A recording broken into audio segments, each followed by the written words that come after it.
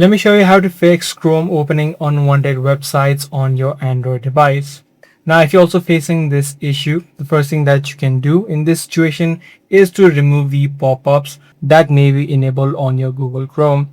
So what you can do is open up Google Chrome on your device, tap on the three dotted line on the top right, scroll down and then head over to settings. Once you're inside of the settings page, you can scroll down further until you reach the section of site settings. So you can simply tap on this option. Once you're inside again, scroll down until you see the section called pop-up and redirects.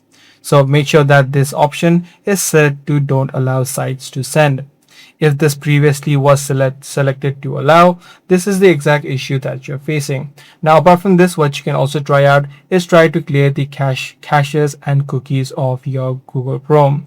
Tap on the three dotted line again, head over to delete browsing data, and right here make sure that at least last 7 days is selected, and then make sure that the cookies and caches are selected. So once you select these options, you can turn off the browsing history, but make sure that cookies as well as cache images and files are selected, and you can simply tap on the delete data option. Once you follow both of these steps, you should be able to fix the Google Chrome opening unwanted websites on your Android device. I do hope this video helped you out.